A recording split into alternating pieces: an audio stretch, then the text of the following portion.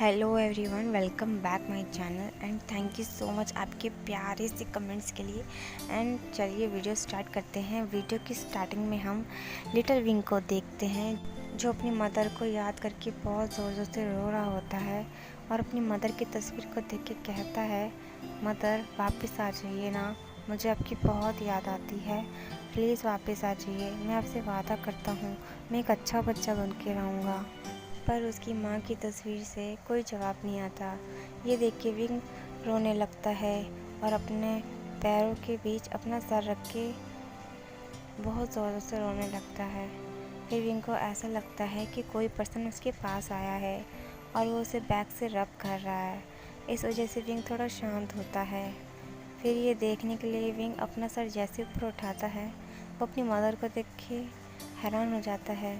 उसकी मदर उसके आंसू को साफ़ करते हुए कहती है, विंग क्यों रो रही हो बेटा, क्या बात है, क्या हुआ है? इतना कह के विंग की मदर विंग से पूछने लगती है। तभी विंग अपनी मदर को देख के टाइटली हग कर लेता है और कहता है, मदर अब वापस आ गए, आप मुझे छोड़ के कभी मत जाना। पता है आपको कि फादर आपको कितना याद करते हैं और मैं भी आपको बहुत याद करता हूँ। हम दोनों आपको कितना याद करते हैं, आप हमें छोड़ के कहाँ चले गए थे?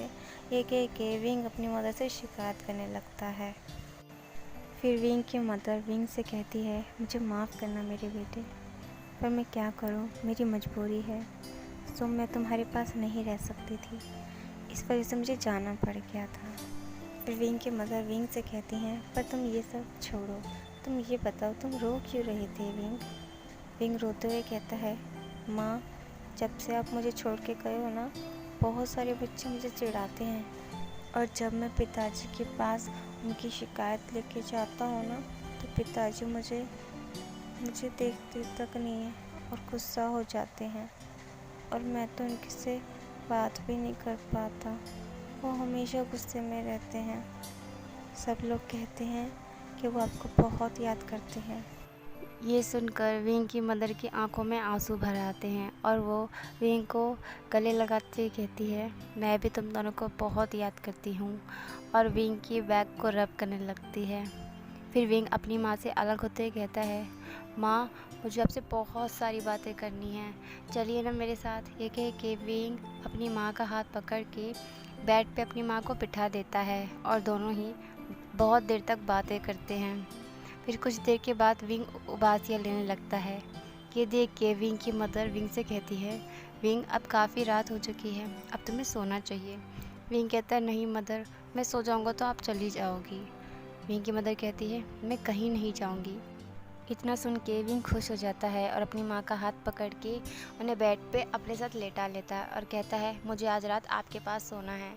ये सुनकर विंग की मदर स्माइल करती है और विंग को अपने पास लेटा लेती हैं और उसके बैक को रब करती हैं और उसके बालों पे करीज करने लगती हैं, जिससे विंग को बहुत ज़्यादा रिलैक्सिंग फील होता है और वो सो जाता है।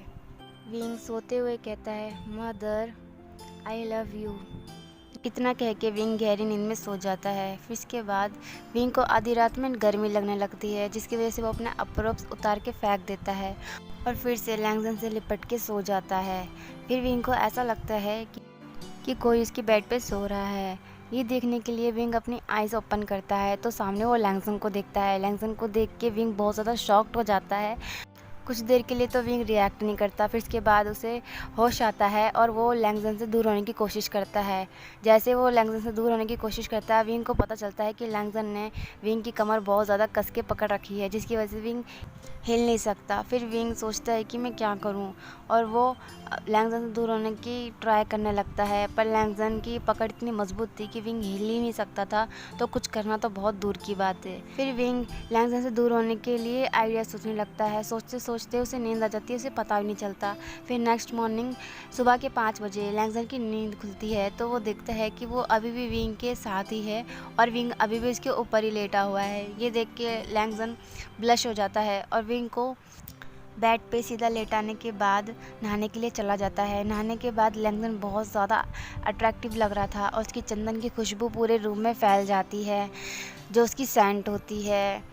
जैसे विंग लैंगजन की सेंट को स्मेल करता है, वो बहुत ज़्यादा अच्छा महसूस करने लगता है और स्माइल करने लगता है, जिसे देख के लैंगजन के फेस पे भी स्माइल आ जाती है और वो स्माइल करते हुए ही मेडिटेशन की प्रैक्टिस करना शुरू कर देता है।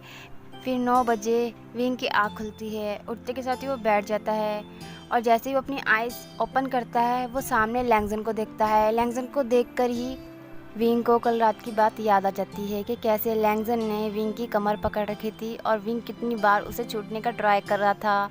ये सोचकर ही विंग का चेहरा एकदम रेड हो जाता है और वो बुरी तरह से ब्लश करने लगता है। फिर लैंगजन अपनी मेडिटेशन की प्रैक्टिस को ख़त्म करने के बाद लैंगजन अपनी आइज़ ओपन करता है। लैंगजन की जैसे आइज़ ओपन होती है विंग इधर उधर देखने लगता है और लैंगजन विंग का फेस को नोटिस करता है तो लैंगजन को लगता है कि शायद विंग की तबीयत ख़राब है। कल रात उसने बहुत ज़्यादा ड्रिंक कर ली थी, शायद इस वजह से विंग का फेस रेड है। और वो विंग के पास जाता है कि क्या तुम ठीक हो? विंग कहता है हाँ हाँ मैं ठीक हूँ, क्या कुछ हुआ है? लैंगजन कहता है नहीं, तुम्हारा फेस बहुत ज़्यादा रेड हो रहा है। फिर लैंगजन विंग के फोरहेड पे हाथ रखते हुए कहता है कि बुखार तो नहीं है, तो फिर तुम्हारा चेहरा इतना लाल क्यों हो रहा है? इतना कह के वो विंग के बहुत ज़्यादा करीब आ जाता है और विंग को बहुत देर तक घूरता रहता है कि आखिरकार विंग को क्या हुआ है। लैंगजन विंग को चेक करते करते विंग के काफ़ी ज़्यादा करीब आ जाता है, जिसकी वजह से विंग की हार्ट बीट्स बहुत ज़्यादा फास्ट हो जाती हैं और वो कुछ कह नहीं पाता। फिर लैंगजन को जैसे रियलाइज़ होता है कि वो विंग के बहुत ज़्यादा करीब है और वो विंग को बहुत देर तक घूर रहा है, जिसकी वजह से विंग अनकंफर्टेबल फील कर रहा है। अचानक से लैंगजन विंग से दूर हो जाता है।